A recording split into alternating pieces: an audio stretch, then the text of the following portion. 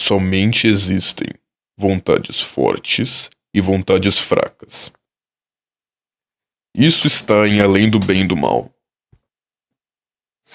em nos melhores aforismos de Nietzsche, em que ele discute a inexistência do livre-arbítrio e do cativo-arbítrio.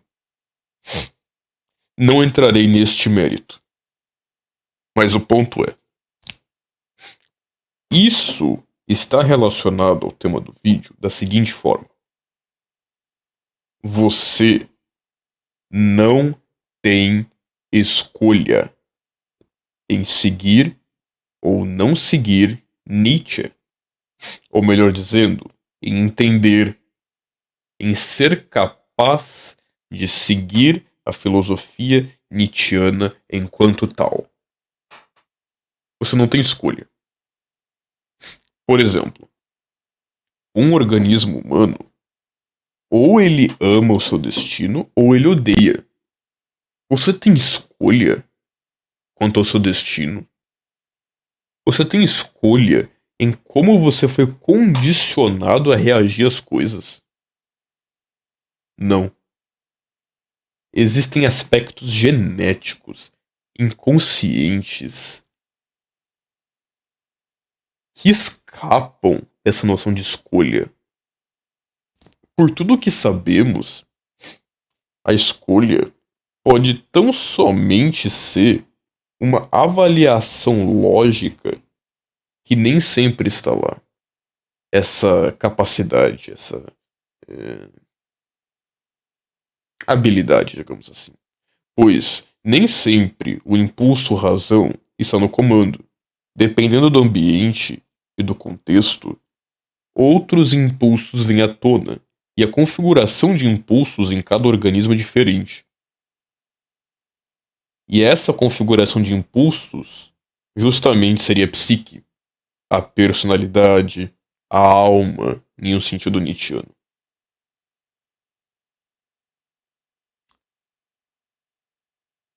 Ok, o amor fati não é uma escolha, é um fato. Ou seja, ele está longe de ser uma doutrina, como o estoicismo. Pois, como eu disse, não é uma escolha. Ou a vida da pessoa foi boa, está sendo boa e é boa e será boa, ou não. E ponto. Boa não no sentido material, porque vai ter muito mongoloide achando isso. Tudo bem. Mas por que a filosofia nietzschiana não é para mim?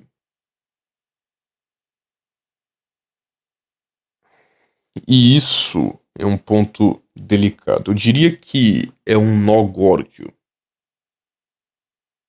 Porque muitos chegam em Nietzsche e ou não entendem nada, ou começam a jogar pedras. E não há muito meio termo. Ou seguem a via de Lukács, ou a de Deleuze. Alguns poucos seguem a de Foucault, que era um sujeitinho bem espertinho, soube subverter aquilo que ele não tinha capacidade de fazer sozinho aos seus próprios propósitos. Mas o foco não é Foucault. Nietzsche não é para você, porque você não pode, em hipótese alguma, pegar um livro dele, sentar a bunda na cadeira, abri-lo e lê-lo sob o pressuposto de que ele está dialogando contigo. Isso é loucura. Existem diferentes trechos em que ele busca dialogar com diferentes aspectos do mundo, com diferentes pessoas. Tem louco que acha que, por exemplo, já vi na internet, genealogia da moral foi escrito para cultivar os seres humanos superiores. Uma coisa que na cultura, ou melhor, na incultura de massas das redes sociais de hoje, seria homólogo ao Shed, ao Red Pill. O que é ignóbil de se dizer. Primeiro, não é genealogia da moral. Em alemão, traduzindo, é a respeito da genealogia da moral.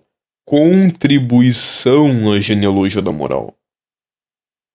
É um começo, uma introdução, é algo que fica em aberto. Mas enfim.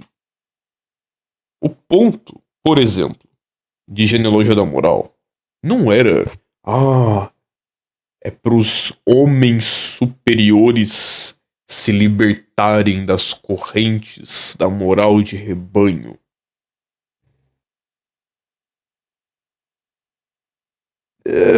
Não. Não. Talvez indiretamente. Se um livro tinha um ponto de acarretar em alterações, em consequências, em efeitos mais imediatos, mais políticos e temporâneos, digamos assim, seria além do bem e do mal, cujo propósito e cujo diálogo não ocorre, não ocorre entre Nietzsche e os homens superiores do futuro que ele menciona. Tampouco em Genealogia da Moral, este sendo um diálogo com seus contemporâneos, servindo de um complemento a uma parte de povos e pátrias de além do bem e do mal, que acabou, nas outras dissertações, ampliando os horizontes e chegando a conclusões muito interessantes, mas isso também não é o foco de hoje. O Anticristo foi uma cruzada sangrenta, não tinha muito diálogo, era mais descer a porrada no Anticristo. Crepúsculo dos Ídolos talvez seja um livro em que se possa dizer em que ele dialoga com um espaço amostral maior, com um espectro maior de pessoas. Pois ali ele busca uma compreensão maior do que ele está dizendo. Mas ele não busca um diálogo dialético de dizer e ouvir, como era comum na época.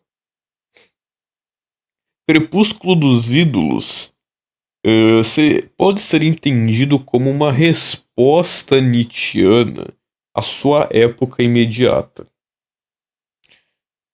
Seria quase como um testamento de tudo que ele já disse.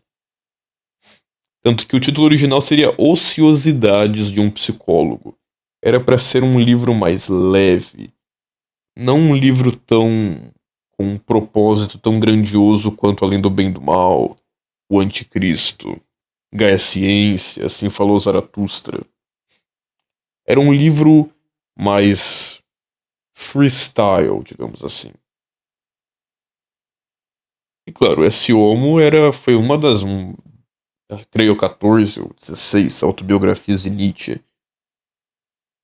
E claro, tem outros livros, mas não vem a questão. A questão é, com quem Nietzsche dialoga? Bem, primeiramente ele é muito persuasivo, de um jeito ácido, cômico, poético e estilístico e estiloso. Artístico também, é claro. Nietzsche busca dialogar com espíritos livres, e ele próprio comenta sobre a incompatibilidade do termo livres. Mas enfim. Ele dialoga principalmente com os filósofos do futuro. E o que é o filósofo do futuro? O filósofo, para Nietzsche, não é Kant, não é Hegel, não é Pondé, não é Cortella, não é Wittgenstein. O filósofo, para Nietzsche, é Platão, Heráclito. O que é o filósofo para Nietzsche?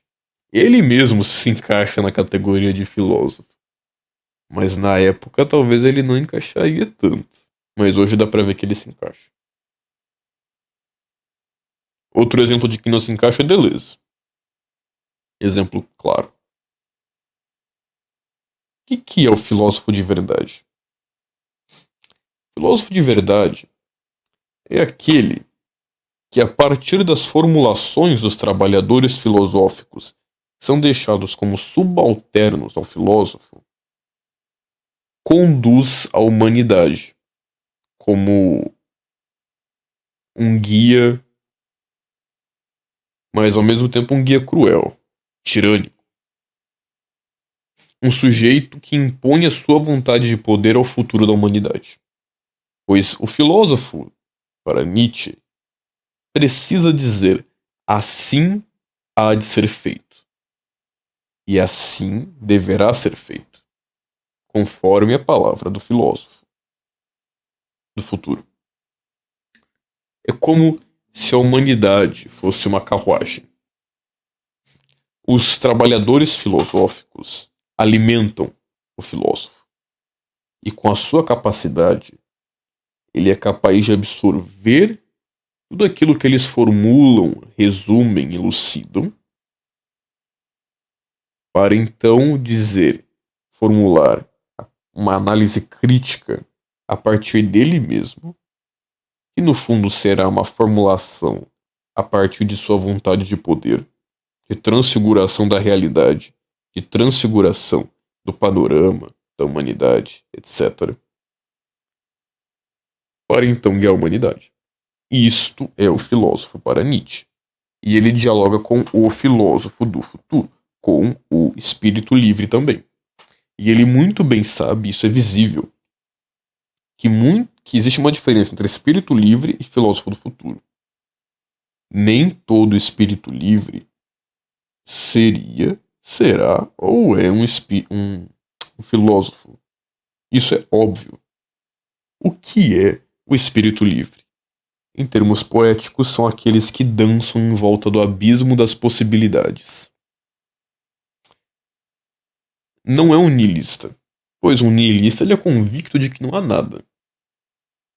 E também não é um cristão. Não é um metafísico.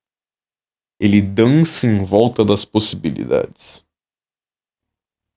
Como o próprio Nietzsche diz, se ele tem alguma convicção, é uma convicção como um meio e não um fim em si.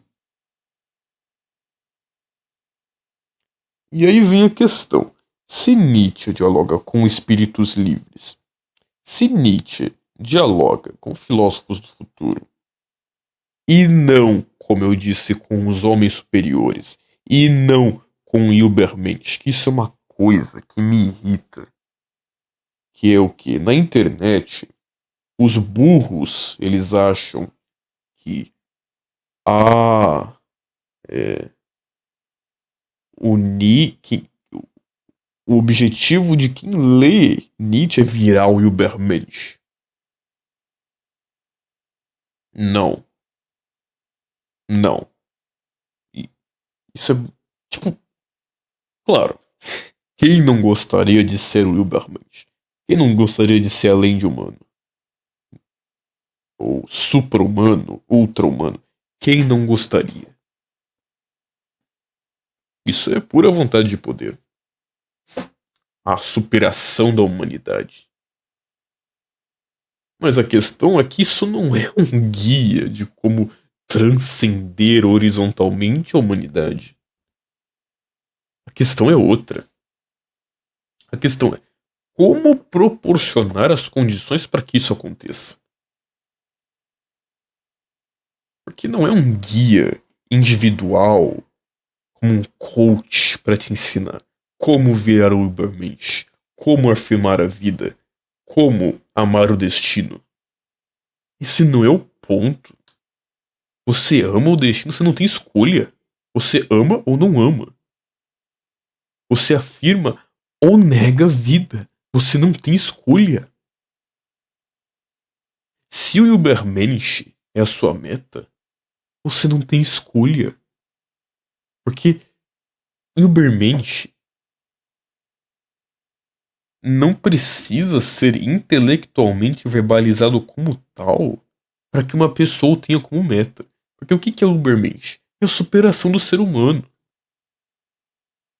Quantos povos, quantos livros, quanta coisa não fala sobre isso. E tem mongoloide achando que o Nietzsche tá falando pro burrinho que tá lendo, porque convenhamos, a maioria de quem fala de Nietzsche não leu. Dentro dessa maioria tem uns que leem, mas é como se não tivessem lido nada, porque não entendem nada, porque são burros. Eles não têm escolha. Eles não têm a capacidade de sentar a bunda na cadeira, abrir o livro e ficar 2, 3, 5, 10 anos lendo. Cara, Nietzsche não é Quartaz. Nietzsche não é Harry Potter, não é Duna, não é Senhor dos Anéis, não é Hobbit, não é Silmarillion, sei lá o que. Cara, isso aqui é sério. Isso aqui você estuda.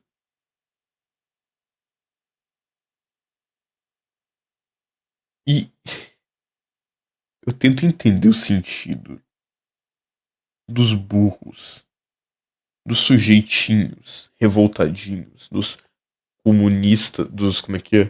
Comunistas home office, dos nihilistinhas de esquina de quinta categoria, dos Schopenhauerianinhos que chegam e não entendem porra nenhuma. Nietzsche não é como Schopenhauer que queria empurrar uma doutrina. Não. Ele não. O objetivo dele não é falar como você deveria viver, porque você não tem escolha nisso. O objetivo do Nietzsche era simplesmente tecer uma grande crítica para que se pudesse, através dessa crítica, mediante essa crítica, obter-se um progresso de tal forma que a humanidade enquanto tal, como a conhecemos, tornar-se-ia uma pré-história. Ou seja, ele tem um objetivo claro, uma metodologia crítica e muito interessante, poética, antissistemática. E é isso. Ele não tá. Ele. Então, tem burro, professorzinho de filosofia de internet que fala: ai, a pós-modernidade é culpa do Nietzsche. Vocês já vão entender o que eu quero dizer com Nietzsche não é pra você. A culpa é do Nietzsche, do individualismo. A culpa é do Nietzsche. Tá.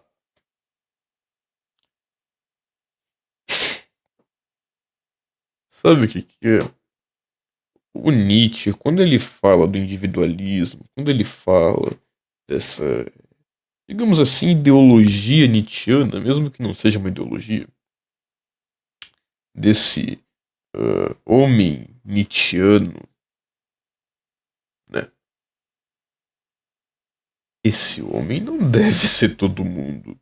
Não é todo mundo que deve ser esse tipo de cara. O filósofo é um tipo específico. O trabalhador filosófico é outro. O líder político é outro. O artista é outro. O Nietzsche sempre separa as pessoas em caixinhas. E a massa e o rebanho é uma delas. O rebanho não deve seguir esse tipo de coisa. E o resultado é óbvio. O próprio Nietzsche diz em Crepúsculo dos Ídolos: livre para quê? Pro Noia, de 19 anos, com 5 filhos, fugindo de pensão de 4, fica fazendo grau com escapamento furado na rua 1 da manhã. É isso a liberdade? Se quer com individualismo? Todo mundo pegar lá, fazer um financiamento filho da puta, pra ficar todo dia, 7 da manhã, engarrafamento, porque é 200 carros e 200 pessoas, enquanto daria pra enfiar tudo isso em uns 15 ônibus. É liberdade pra isso? É pra fazer um engarrafamento? pro Cabron lá poder ir pro trabalho bosta dele e ocupar espaço. Ah, mas eu tenho meu carro, minha dignidade. E então, o desgraçado que fala que o Nietzsche que defendia isso, o individualismo, a antipatia do Nietzsche, sabe para quem ele defendia isso? Para quem tem o direito e a prerrogativa a isso. Sabe por quê? Porque. Vou explicar. Uma pergunta. Por que Nietzsche defende o código de Manu? Sistema de castas. Porque o Nietzsche sai do pressuposto que o populacho deve ser populacho, deve ser plebe. Em que sentido?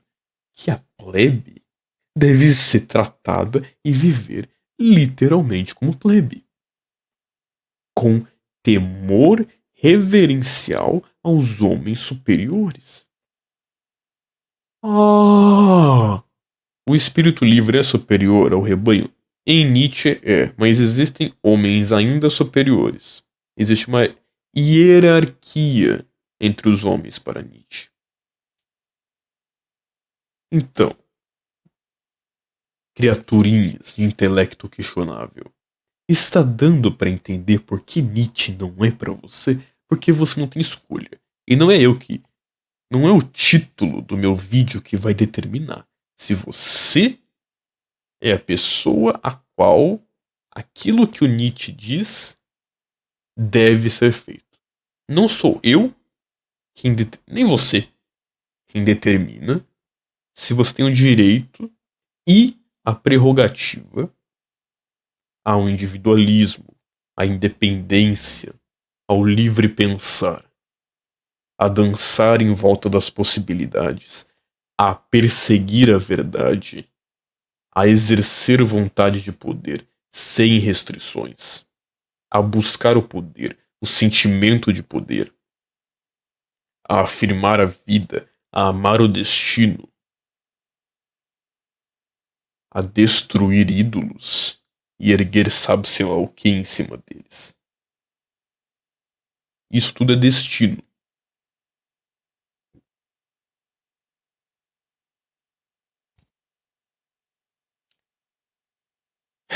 Portanto, Nietzsche não é uma doutrina barata de autoajuda, de um helenismo esquisito. Nietzsche não dialoga com um cidadão médio dos nossos tempos. E ele certamente, se fosse lido com rigor, com retidão, certamente não haveriam afirmações esdrúxulas como a de que ele trouxe esse individualismo, né? Já que a moda dos dias de hoje é a de que o coletivismo e a empatia vão salvar o mundo. Aí chega lá os filósofos de hoje, pegam o Nietzsche. Ele é do mal, ele trouxe nazismo e trouxe neoliberalismo, fascismo, meu Deus. Que também é ridículo, né? Também é ridículo.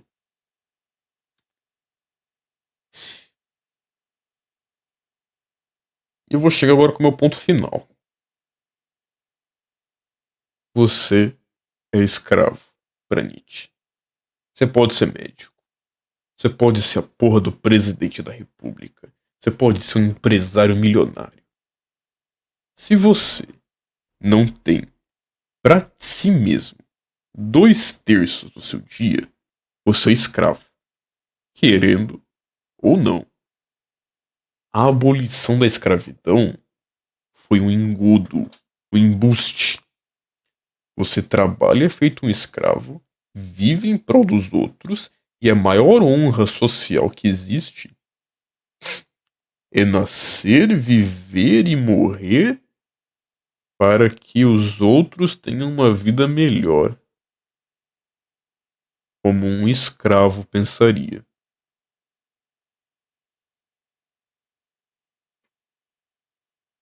Ou seja, se vivêssemos em uma sociedade tal qual Nietzsche descreveu, você Eu também. A gente não teria fala. Nós teríamos temor reverencial àqueles que estariam acima de nós. Seria uma sociedade de castas. Haveriam aqueles cujo ofício, cuja vocação seja o pensar, o filosofar. Haveriam abaixo deles os trabalhadores filosóficos.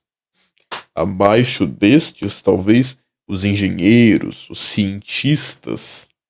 Abaixo destes, talvez, os administradores, os burocratas. Acima desses que eu acabei de falar, talvez os soldados, os guerreiros. E abaixo dos burocratas, o resto. Nietzsche via tanto o burguês neurótico quanto o trabalhador como uma questão de quinta categoria. Ele via a burguesia como desprezível e o trabalhador como plebe. Nietzsche acreditava que os gênios de uma determinada cultura, de um determinado país, justificavam a existência daquela cultura ou país. Por exemplo, poderia-se dizer que Shakespeare justificou toda a existência da Inglaterra. Poderia-se dizer que Dante fez o mesmo, que Dostoiévski, Leskov, Chekhov, Gogol, todos eles justificaram o czarismo. Os gênios, o ser humano raro, o homem de rapina, os Goethes, os Napoleões, pessoas que hoje em dia seriam como Putin, estes justificam culturas inteiras. Estes são os ditos homens superiores, os Césares Borgias. Não é o comunistinha home office revoltado. Não é o niilista triste virgão. Não é o CLT. Se você acredita na democracia, automaticamente eu tenho minhas dúvidas de que Nietzsche estaria dialogando contigo. É claro, tudo isso que eu falei não quer dizer que você não pode tirar proveito, reflexões, análises críticas a partir daquilo que Nietzsche escreveu. Agora, se ele está dialogando com você, se a dita doutrina implícita da filosofia dele, se a ideologia, que não é ideologia nietzschiana, é para ti, bem, acho que a resposta é muito clara. Não.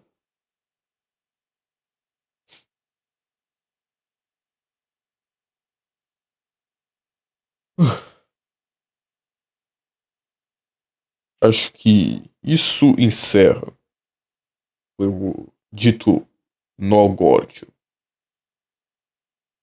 Claro, aqui não foi dito tudo que se tinha a dizer a esse respeito.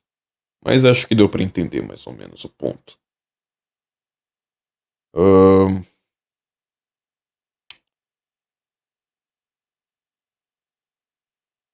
é, não consigo pensar mais em nada para dizer a esse respeito. Talvez apenas que, se você